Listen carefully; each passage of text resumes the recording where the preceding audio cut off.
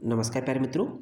आज हम लोग बात करने वाले हैं चरक विमान स्थान का चैप्टर नंबर 7 बात करेंगे।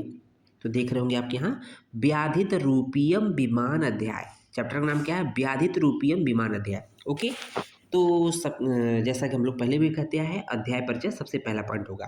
अध्याय परिचय तो देखेंगे चरक विमान स्थान का ये कौन सा चैप्टर है? 7वां अध्याय है। और चैप्टर का नाम क्या है? व्याधित रूपीयम विमान अध्याय, अर्थात व्याधि के रूप, है ना? व्याधि के रूप की बात की गई है। तो यहाँ पर इस अध्याय में, है ना, विशेष रूप से मुख्य रूप से जो है 20 प्रकार के कृमि रोगों का वर्णन एवं उनकी चिकित्सा का विस्तृत वर्णन आया है। तो ध्यान दीजिएगा, जो चरक विमान स्थान का 7वां चैप्टर है व्याधित रूपीय विमान अध्याय, उसमें मुख्य रूप से 20 प्रकार की कृमियों का वर्णन आया है विस्तृत रूप से, उनके कारण, उनकी चिकित्सा का विस्तृत रूप से वर्णन आया है। अब देखेंगे दूसरा पॉइंट होता है सिद्धांत विवरण। सिद्धांत विवरण में जो पहला पॉइंट आता है वो है गुरु, जो सिलेबस के हिसाब से है कि द्विविध व्याधित पुरुष based on severity of diseases and clinical presentation. कहने का मतलब कि गुरु तथा लघु व्याधित पुरुष, है ना, उनके लक्षण और उनके लक्षण कौन कौन से हैं। तो देखेंगे इसी चैप्टर श्लोक नंबर 3 देखेंगे। श्लोक चैप्टर नंबर 7 का श्लोक नंबर 3 देखेंगे। तो देखेंगे इह खलु दो पुरुषो व्याधित रूपो, है ना, गुरु व्याधित, लघु व्याधित। यहाँ पर मीनिंग देखेंगे, हम लोगों ने उसको पूरे श्लोक को नहीं लिखा, बस आपको एक समझने के लिए लिख दिया कि यहाँ पर रोगी मनुष्य दो प्रकार के होते हैं, है ना। एक होता है गुरु व्याधित और दूसरा है लघु व्याधित। ओके। अर्थात एक ही प्रकार के रोग से ग्रस्त दो प्रकार के पुरुष होते हैं। मतलब समझ में आया कि एक प्रकार का रोग है, उससे दो तरह के लोग, मतलब दो प्रकार के पुरुष अगर ग्रसित हो जाए तो उनमें दो तरह के अलग अलग चीज़ें होती है। पहला, एक तरह के वे होते हैं जो बहुत बड़ी व्याधि से युक्त होते हैं। मतलब एक वर्ग ऐसा होता है कि जो बहुत बड़ी व्याधि से ग्रसित होते हैं, लेकिन उनका सत्व अर्थात मन, बल अर्थात शारीरिक शक्ति और शरीर के ठीक रहने से, है ना, छोटे रोग से ग्रस्त से प्रतीत होते हैं। मतलब व्याधि तो बड़ी होती है, लेकिन उनका आत्मबल इतना ज़्यादा होता है, उनके शारीरिक शक्ति इतनी ज़्यादा होती है और शरीर ठीक रहता है, हट्टे कट्टे रहते हैं, तो उसमें वो बहुत बड़ा व्याधि भी बहुत छोटी सी प्रतीत होती है। बात समझ में आ गई। दूसरे वे लोग होते हैं जो जिनमें रोग तो छोटा होता है, लेकिन छोटे रोग से ग्रस्त होते हैं, लेकिन उनका जो सत्व अर्थात मन बहुत कमज़ोर होता है, अल्प होता है, दुर्बल होता है। साथ ही साथ उनके शरीर का बल भी बहुत कम होता है और शरीर के हीन अर्थात दुबले पतले होते हैं, बहुत ही कमज़ोर लेंथीन होने की वजह से बहुत बड़ी व्याधि से युक्त प्रतीत होते हैं। ऐसा लगता है कि रोग तो छोटा है, लेकिन ऐसा लगता है कि वो बहुत बड़ी व्याधि से ग्रसित हैं। हाय तौबा, हाय हाय हाय तौबा मचाए रहते हैं। ओके।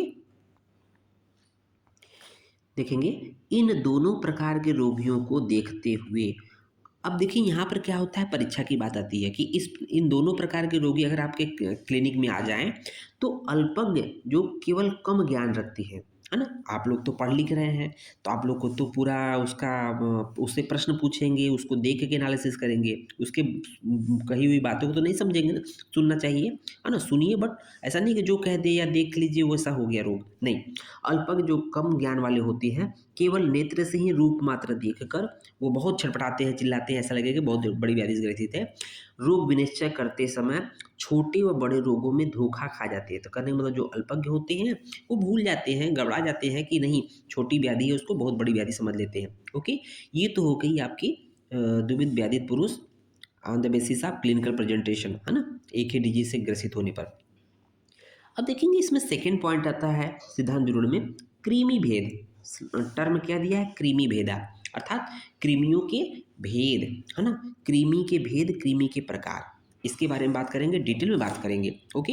वेरी वेरी इंपॉर्टेंट है ये। आपके किसी भी नेक्स्ट एग्जाम हो, AIPGT हो, किसी भी एग्जाम में, चाहे मेडिकल ऑफिसर हो, है ना, MOO A to Z सब में पूछे जाते हैं, इसलिए मैं श्लोक का सहारा लेता हूँ और कोशिश करता हूँ आपका बेसिक क्लियर कॉन्सेप्ट हो। ओके, तो देखेंगे यहाँ पर इस चैप्टर का 7 नंबर चैप्टर का श्लोक नंबर 9 देखेंगे। बुक जरूर ओपन करके पढ़िएगा बच्चों।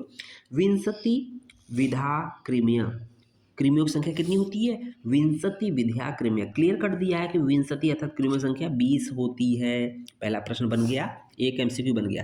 ते पुनः, वे पुनः प्रकृति विभाज्यमाना चतुर्विधा, है ना, प्रकृति भेद से 4 भेद होते हैं। पुनः प्रकृति भेद से 4 प्रकार के होते हैं। कौन कौन से? तद्यता, पुरिसजा, पुरिसज कृमि, श्लेष्मजा, श्लेष्मज कृमि, शोणितजा, रक्त में उत्पन्न वाले कृमि, मलजा अर्थात मल में उत्पन्न होने वाले कृमि। ओके, तो यहाँ देखिए कृमि के 20 प्रकार या भेद होते हैं। पुनः प्रकृति भेद से 4 प्रकार के होती हैं। तो यहाँ पर हम लोगों ने दिया है कि 4 प्रकार कौन कौन से होते हैं। पहले नंबर पर पुरुषज, दूसरे नंबर पर श्लेष्मज, तीसरे नंबर पर शोणितज, चौथे नंबर पे मलज। जो पुरुषज कृमि होती हैं उनकी संख्या 5 होती है। आगे दिया हुआ है बट हमने यहीं पे इसको क्लियर कर दिया। पुरुषज कृमि 5 होते हैं, इसकी संख्या 5 होती है। श्लेष्मज कृमि या कफज कृमि जो होती है 7 उनकी संख्या होती है। रक्तज कृमि या शोणितज कृमि की संख्या 6 होती है। और जो मलज कृमि होते हैं इनकी संख्या 2 होती है। ओके, तो यहाँ पर काउंट करेंगे 5 + 2, 5 + 7 12, 12 6 18, मलज 2 20 हो गया। ठीक है, अब बात आती है कि इसको किसे कैसे इजीली सीक्वेंस में याद करें। तो हम लोग याद करेंगे पूरक। ट्रिक क्या है इसको याद करने का? ट्रिक क्या है? पूरक। पू से हो जाएगा पुरुषज पहले नंबर पे, तो हो जाएगा 5। रस हो जाएगा रक्तज या शोणितज जिसको कहते हैं, वो 6 हो जाएगा। क से कफज या श्लेष्मज जिसकी संख्या 7 हो जाएगी।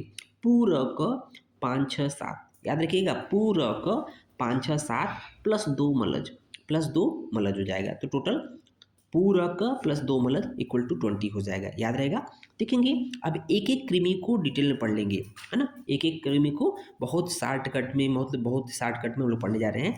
देखेंगे हम मलज कृमि। जो मलज कृमि लास्ट में दिया संख्या 2 है उसके बारे में बात कर रहे हैं। तो ये मलज कृमि है तो उत्पन्न किससे? मल से हो रहे हैं। तो मल 2 प्रकार का होता है ना। मलज कृमि की संख्या 2 होती है लेकिन ये मल 2 प्रकार का होता है, एक बाह्य मल, एक आभ्यंतर मल। तो जो बाह्य मल होता है, बाह्य मल के जो में कृमि उत्पन्न होते हैं उसको बोलते हैं मलज कृमि। इनकी संख्या 2 होती है।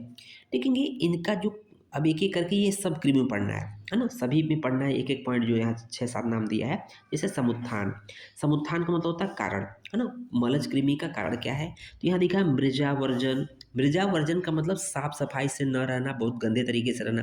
आप देखते होंगे जो सर में सर जैसे ठंडी के मौसम में कई दिनों तक बाल नहीं धोते, उनके सर में जुएँ पड़ जाते हैं। ओके, सफाई न करने, मृजावर्जन मतलब साफ सफाई से न रहना। ठीक है, वही बात है। चाहे सर नहीं नहाएंगे तो शरीर में कीड़े पड़ जाएंगे, और नहीं वैसे सर नहीं धोएंगे तो सर में कीड़े पड़ जाएंगे। इसको बोलते हैं समुत्थान अर्थात कारण। क्या कारण है जो मलज कृमि का? वो है आपका ये मलज कृमि, वाह्य कृमि की बात कर रहे हैं, वाह्य मल वाली। तो इसमें मृजावर्जन है अर्थात साफ सफाई न करना। दूसरा है स्थान। इनका स्थान कहाँ होगा? देखेंगे स्थान में केस। केस का मतलब बाल साफ नहीं करेंगे, श्रमसु नहाएंगे तो दाढ़ी में भी कृमियाँ पड़ जाएंगी। लोम, शरीर के जो लोम होते हैं उनमें पड़ जाएंगे। और पच्छ, जो आईब्रो होता है, आईलैशेस होता है उसमें पड़ जाएंगे। और वासांसी, आपके जो कपड़े होंगे उसमें भी तो कीड़े हो जाएंगे, है ना, जो चुनचुनाते हैं, काटते हैं। ये हो गया स्थान। अब तीसरे नंबर पर था संस्थान। संस्थान मतलब लक्षण या आकृति कैसी होती है जो मलज होते हैं। देखेंगे अड़, अड़ मतलब हो जाएगा, अड़ो मतलब कि वो बहुत ही छोटे होते हैं, सूक्ष्म होते हैं। अड़व। और तिल आकृति वेरी वेरी इंपॉर्टेंट होता है कि जो मलज कृमि होते हैं तिल की आकृति की तरह होते हैं। आपने देखा होगा जो लीच होती है, जुएं होते हैं, बिल्कुल छोटे से तिल की तरह होते हैं। कोरिलेट कर रहे होंगे। ठीक है, तो तिल आकृतियों बहुपादश्य, बहुत ज़्यादा उनके पैर होते हैं। आप उन्हें पकड़ने की कोशिश करेंगे तुरंत भाग जाते हैं। तो क्या है इंपॉर्टेंट कि अड़ु होते हैं, छोटे होते हैं, तिल की आकृति होते हैं, बहुपादश। ये वेरी वेरी इंपॉर्टेंट है बच्चों, ये एक एक पॉइंट पूछा जाता है। ओके, अब देखेंगे वर्ड, इनका वर्ड कैसा होगा? कृष्ण और शुक्ल, काले होते हैं या सफ़ेद होते हैं? काले और सफ़ेद होती है। ओके, नाम क्या है मलज कृमि का? एक है यूका, दूसरे नंबर पे पिपीलिका। यूका और पिपीलिका यही 2 मलज कृमि है। आपसे पूछा जाता है कि मलज कृमि की संख्या होती है 2, नाम कौन कौन से हैं? एक यूका, दूसरा पिपीलिका। ठीक है, तीसरा है प्रभाव। इनसे अगर ये शरीर में पड़ जाएँ, अपने स्थान में आ जाएँ, तो इनसे क्या प्रभाव पड़ेगा? कंडूजनन, खुजली बहुत होती है बालों में, शरीर में जहाँ भी होंगे वहाँ खुजली बहुत होगी। कोट, वहाँ पर चकत्ते पड़ जाएँगे। पीड़िका, पीड़िका हो जाएगी, है ना? थोड़े फुंसी टाइप के पड़ जाते हैं। चिकित्सा क्या करेंगे इसकी? मलस कृमि की चिकित्सा क्या करेंगे? तो देखेंगे अपकर्षण। उनको आप देखते हो पहले समय में लोग जो माँ होती थी अपने बच्चों के, या बंदर देखते हैं, बंदर अपने बच्चों के जो बालक बंदर एक दूसरे बंदर के सर से जुएँ खोल कर निकालता है, तो उसको बोलते हैं अपकर्षण। हाथ से निकालना या किसी यंत्र से निकालना, अपकर्षण। मलोपघात, है ना? जो शरीर में मल है उसका नाश करना, अर्थात साफ सफाई कर देना, ठीक है? मल उत्पादक भावों का सेवन न करना, अर्थात मल उत्पादक मतलब कि आप साफ साफ नहाते होते रहोगे तो स्वाभाविक बात है कि शरीर में स्वच्छता रहेगी। नेक्स्ट देखेंगे रक्तज कृमि। रक्तज कृमि की संख्या होती है 6। वेरी वेरी इंपॉर्टेंट बच्चों। तो इनका समुत्थान क्या है, अर्थात हेतु या कारण क्या है? कुष्ठे समान समुत्थानम। वेरी वेरी इंपॉर्टेंट है कि रक्तज कृमि का जो हेतु है, समुत्थान है, वो कुष्ठ के समान है। जो कुष्ठ के कारण होते हैं वही रक्तज कृमि के भी कारण है, ठीक है? याद रहेगा, प्रश्न पूछता है ये जो एक एक पॉइंट है। स्थान क्या है? रक्तज कृमि है तो कहाँ रहेंगे? रक्तवाहिनियां में, रक्त वाली जगह पे रहेंगे। देखेंगे रक्तवाहिनियों धमनियाँ, रक्तवाही धमनियों में रहते हैं। वेरी वेरी इंपॉर्टेंट हो गया। अब देखेंगे संस्थान या आकार कैसे होंगे। वो आकार कैसे होंगे? अणु वृत्त, मतलब अणु मतलब सूक्ष्म होंगे, वृत्त मतलब गोल गोल होंगे। ध्यान दीजिएगा, वृत्त मतलब गोल गोल होंगे। अपादश्च, वेरी वेरी इंपॉर्टेंट है। किस प्रकार के कृमि में पैर नहीं होते हैं? अपादश्च होते हो रक्तज कृमि में। अब पूछेगा क्यों? क्योंकि क्योंकि रक्त तो ऑटोमेटिक फ्लो करता है, तो उनको चलने की आवश्यकता तो है नहीं, वो फ्लो में बह जाते हैं, वो बहते रहते हैं एक स्थान से दूसरे स्थान। उनको चलने की आवश्यकता, पैर की आवश्यकता नहीं होती, इसलिए अपादश बोला। सूक्ष्म, सूक्ष्म और सूक्ष्म होते हैं। वर्ड देखेंगे, कलर देखेंगे, ये ताम्र वर्ण के होते हैं, ठीक है? रक्तज कृमि जो होते हैं ताम्र वर्ण के होते हैं, ओके? नाम कौन कौन से रक्तज कृमि? संख्या तो 6 होती है। नाम कौन से हैं? वेरी वेरी इंपॉर्टेंट है। केशाद, लोमाद, लोमद्वीप, सौरस, उदुम्बर, जंतु माता। इसको याद कैसे करेंगे बच्चों? इनका इंपॉर्टेंट है, याद करना है। तो केशाद का के, लोमाद का एल, लोमदीप का एल, सौरस, उदुम्बर, जंतु माता। औदुम्बर को हम लोग यू से रखते हैं, तो यू से रखते हैं, ठीक है ना? सौरस का एस और जंतु माता का एम, मतलब जंतु माता या माता। तो इसको याद करें, के एल एल यू कललूज्म, K L L U S M, ठीक है? कललूज्म याद रखिएगा, कललूज्म सीक्वेंस थोड़ा सा हो जाएगा। कल के पर जाएगा केशाद, एल पर जाएगा लोमाद, एक एल पर जाएगा लोमदूप, एस पर यू पर जाएगा औदुम्बर, एस पर जाएगा सौरस और एम पर जाएगा जंतु माता या माता, ठीक है? ये हो जाएगा कललूज्म, ये रक्तस्कृमि हो गए। अब देखेंगे प्रभाव। प्रभाव क्या पड़ेगा अगर पड़ जाएंगे तो? केस, श्रमसु, नख, लोम, पक्ष, उपध्वंस, ये सब गिर जाएंगे, झड़ जाएंगे। उनके पैर, मतलब उनके अगर रक्त में कीड़ियाँ पड़ जाए तो केस गिरने लगेंगे, श्रमसु दाढ़ी गिरने लगेगा, नख कट कर गिरने लगेगा, लोम, लोम भी और पक्ष ये सब गिरने लगेंगे, है ना? विध्वंस हो जाएंगे। चिकित्सा क्या है? कुष्ठे समान चिकित्सा इंपॉर्टेंट है। कारण भी कुष्ठ के समान है और चिकित्सा भी कुष्ठ के समान है। बहुत आसान है रक्तज कृमि का कारण और कारण था समुत्थान और चिकित्सा दोनों समान है। किसके समान? कुष्ठ के समान है, ओके? कुष्ठ के समान कारण है, कुष्ठ के समान चिकित्सा है। अब नेक्स्ट देखेंगे कफज कृमि, जिनकी संख्या होती है 7, ओके? तो देखेंगे सबसे पहले समुत्थान या कारण देखेंगे। तो कफज कृमि जो है क्षीर, भाई दुग्ध के सेवन से होता है। गुड़, तिल, मत्स्य, आनुप, मांस, पिष्ट, अन्न, परमन्न, कुसुम, स्नेह, अजीर्ण भोजन से, पूती अर्थात दूषित भोजन से, क्लिन्न अर्थात गीले बहुत ही रसदार भोजन से, संकीर्ण विरुद्ध असात्म भोजन से होता है ना? देखेंगे क्षीर खाएंगे, दूध पिएंगे, जो व्यक्ति दूध खाते हैं, गुड़ खाते हैं, मछली खाते हैं, इनके सेवन से ज़्यादा होता है या विरुद्ध भोजन से होता है, असात्म भोजन से ये होती है कफज कृमि। स्थान की बात करते हैं तो कहाँ होगा कफज कृमि? आमाशय में होती हैं, ध्यान दीजिएगा। कफ का स्थान आमाशय है, ठीक है? तो कफज कृमि आमाशय में होती हैं। संस्थान व वर्ड की बात कर लेते हैं। ये 3 प्रकार कफज कृमियाँ जो होती हैं 3 प्रकार की होती हैं। देखिए कैसे? कुछ जो होती हैं कि श्वेतः पृथु ब्रह्म संस्थाना केचित, मतलब कुछ जो होते हैं श्वेत होते हैं, पृथु अर्थात मोटा होते हैं, ब्रह्म अर्थात चपटे होते हैं, साथ ही साथ केचिद वृत्त पर्णाः गंडुपद आकृत है श्वेतास्ताम्र आभाष, अर्थात कुछ जो होते हैं वृत्त गोल पर्णा गंडुपद अर्थात गंडुपद मतलब फीता कृमि की तरह हो जाएगा, चपटा कृमि होते हैं, गंडुपद आकृति है ना, एस्कैरिस की तरह, श्वेत ताम्र आभास अर्थात वर्ण के आभास के होते हैं, वर्ण के होते हैं, कुछ केचिद अणुओं कुछ अणु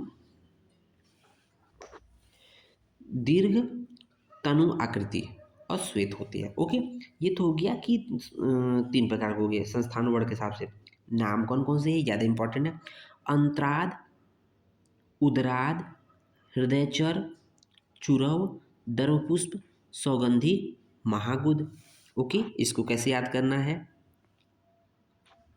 तो यहाँ देखेंगे कि तो कफज कृमियों को हम लोग कैसे याद करेंगे उनके नामों को, तो यहाँ ऊपर लिखा हुआ है आह, AUH आह, MC DS, तो हो जाएगा ए फर हो जाएगा अंतराद, यू फर हो जाएगा उदराद, H फर हो जाएगा हृदयचर, M फर हो जाएगा आपका महागुद, C फर हो जाएगा चुरव, C फर क्या हो जाएगा चुरव हो जाएगा, ठीक है, C फर चुरव, D फर हो जाएगा दर्भपुष्प और S फर हो जाएगा सौगंधिक, S फर हो जाएगा सौगंधिक। इस तरह से आह MCDS याद रहेगा, आह MCDS, AUH MCDS।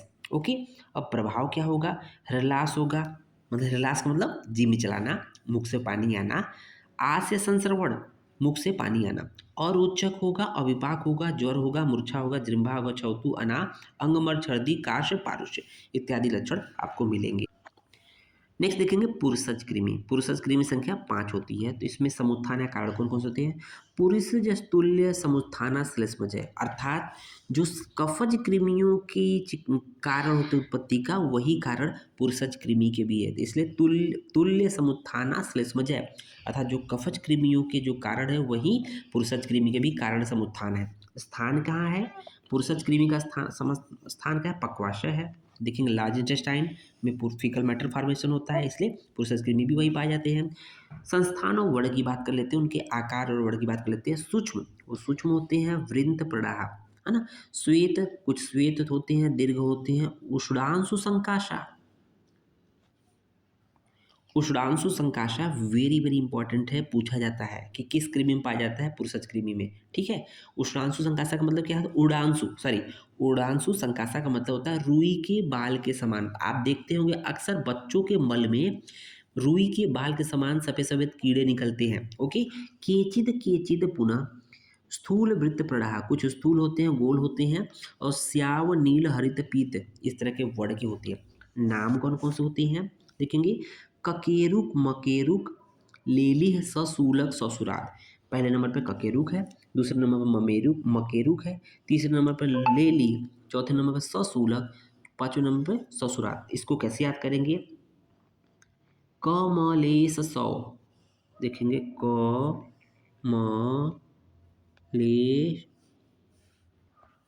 कमलेश और सौर, ऐसे याद करेंगे सौर। तो क से ककेरुक, म से ममेरुक, ले से लेली, स से ससूलक, सौर ससुराद हो जाएगा, ठीक है, ससुराद हो जाएगा। तो कमलेश सौर 5 हो गए। प्रभाव क्या हो जाएगा, पुरुष भेद, इंपॉर्टेंट है पुरुष भेद, अर्थात अतिसार, डायरिया, लूज मोशन। कार्स, दुबला पतला व्यक्ति हो जाएगा, जिनके पेट में कीड़े, मलों में कीड़े पड़ जाते हैं बच्चे, कहाँ शरीर में खून बनता है, खून बनेगा चूस ले जाएंगे। पारुष्य, कठिनता हो जाएगा, लोमहर्ष हो जाएगा। इस तरह से पुरुषज कृमि समाप्त होता है। अब इसके बाद देखते हैं कृमि की चिकित्सा। कृमि की चिकित्सा सिलेबस कर दिया, त्रिविध चिकित्सा। कृमि की त्रिविध चिकित्सा क्या, अर्थात कृमि की 3 मुख्य रूप से चिकित्सा होती है।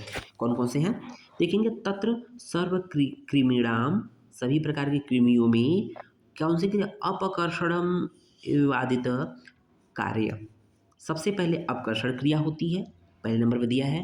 ततः प्रकृति विघात, उसके बाद प्रकृति विघात है ना, दूसरे नंबर पे प्रकृति विघात है। अनंतरम निदान उक्ता नाम, और तीसरे नंबर पर जो कृमियों के निदान है उसका निदान परिवर्जन है, अर्थात ये देखेंगे रेफरेंस, चैप्टर नंबर 7 का श्लोक नंबर 14 जरूर पढ़िएगा, अच्छे से पूरा पढ़िएगा, उसको हाईलाइट कर लीजिएगा। तो अपकर्षण अर्थात खींच कर निकालना। भाई जो शरीर में कृमियाँ पड़ गई, चाहे शरीर में वायुमल में हो, चाहे शरीर के अंदर हो, है ना, अभ्यंतर मल में हो, तो उन दोनों को क्या करना है, खींच कर निकालना। इसको डिटेल में आगे देखेंगे। प्रकृति विघात, उत्पत्ति के कारणों का नाश। प्रकृति का मतलब होता है जिन स्थिति परिस्थिति में कृमि उत्पन्न हो रहे हैं उस परिस्थिति को बदल देना, है ना, ठीक है। जैसे कोई व्यक्ति स्नान नहीं कर रहा है, स्नान न करने की वजह से उसको कृमि पड़ जा रहे हैं शरीर में, चाहे बाल में हो, सर में, कहीं पर भी हो, तो क्या करना है, उसको स्नान कराना, साफ सफाई कराना। तो इसको बोलते हैं प्रकृति विघात। ओके। तीसरा है निदान प्रयोजन। तो देखेंगे जो कृमियों की चिकित्सा 3 प्रकार की होती है मोटा मोटा। पहला नंबर पे अपकर्षण, दूसरे नंबर पे प्रकृति विघात, तीसरे नंबर निदान प्रयोजन। ध्यान दीजिएगा, जब चिकित्सा की बात होती है तो अन्य जगह पे सबसे पहले निदान प्रयोजन आता है, लेकिन कृमि के केस में सबसे पहले अपकर्षण आएगा, देन प्रकृति विघात आएगा और लास्ट में निदान प्रयोजन आता है। ऐसा क्यों? क्योंकि जब कोई चीज़ पड़ गया है, कृमियाँ शरीर में पड़ गई है, तो तुरंत उसको निकालेंगे ना, है ना। ऐसा तो नहीं कि कहेंगे कि नहीं नहीं ये चीज़ नहीं खाना है, वो चीज़ नहीं खाना। अगर कोई काट रहा है, खून चूस रहा है, तो सबसे पहले उसको निकाल के हटाएंगे। दूसरा प्रकृति विघात। तो प्रकृति विघात का मतलब होता है कि जिन कारणों से हो रहा है, जिन कारण मतलब जिन स्थिति में हो रहा है फेवर, कि अगर स्नान नहीं किया है उसकी वजह से हो रहा है तो उसको स्नान कराएंगे, अर्थात शरीर में कपड़े साफ नहीं पहन रहा है उसकी वजह से होता है, उसको हटाएंगे, क्योंकि वो प्रकृति उसको फेवर कर रही है, तो उस फेवर कर प्रकृति को हटाना है ना, उसको खत्म करना है। तीसरे नंबर पर आता है निदान प्रयोजन। तो बोला था कि इन कारणों से कृमियाँ उत्पन्न होती है तो इनका सेवन नहीं करना। अब देखेंगे अपकर्षण को डिटेल में थोड़ा सा पढ़ लेते हैं। तो अपकर्षण की बात करते हैं तो जो कृमियाँ होती है, 2 प्रकार की कृमि होती है ना। एक बाह्य कृमि, एक अभ्यंतर कृमि। जो बाह्य कृमि होते हैं अर्थात वायुमल में उत्पन्न होते हैं, तो इसमें क्या करते हैं, जैसे शरीर के मतलब कि चाहे शरीर में हो चाहे बाल में हो, तो क्या करना है उसको, अगर शरीर में अगर कृमि पड़ जाए, जुएँ पड़ जाए, तो क्या करेंगे, हाथों द्वारा निकालेंगे या यंत्र द्वारा निकालेंगे। यही 2 ऑप्शन है ना। बाह्य कृमि में हाथों द्वारा निकालेंगे या यंत्र द्वारा निकालेंगे। अगर अभ्यंतर शरीर के अंदर कृमि पड़ गया हो तो क्या करेंगे, है ना। तो क्या होगा, भेषज द्वारा इसकी चिकित्सा भेषज द्वारा होती है, औषध द्वारा होती है। ध्यान दीजिएगा, अभ्यंतर कृमि की चिकित्सा औषध द्वारा होती है। और औषध द्वारा चिकित्सा 4 प्रकार की होती है। कौन कौन सी? पहले नंबर पर बमन है। बमन अगर वो अमाशय में है तो बमन कराएंगे, अगर पक्वाशय में है तो विरेचन कराएंगे। आस्थाप अगर और आस्थापन और सिर विरेचन मीन्स जो भेषज द्वारा चिकित्सा होती है 4 प्रकार की होती है। बमन, विरेचन, आस्थापन बस्ती, सिरो विरेचन। ध्यान दीजिएगा, यहाँ अनुवासन बस्ती नहीं कहा गया है। क्यों? अनुवासन बस्ती के सेवन से कृमियाँ और तेजी से पैदा होती लगती है शरीर में, है ना। इसलिए अनुवासन बस्ती को अगर तेल जब ज़्यादा पिलाएंगे तो क्या होगा कि कृमियाँ और उत्पन्न होंगी, तो ये उल्टा पड़ जाएगा दाव। ओके। दूसरे नंबर पर प्रकृति विघात होता है। प्रकृति विघात में करते क्या है, कटु तिक्त कषाय क्षार उष्ण द्रव्यों का प्रयोग करते हैं। कटु तिक्त कषाय क्षार और उष्ण द्रव्यों का प्रयोग करते हैं, ठीक है। निदान प्रयोजन की बात हम लोगों ने पहले भी कर दी है। जिन आहार विहार के सेवन से कृमि की उत्पत्ति होती है उन आहार विहार का त्याग करना।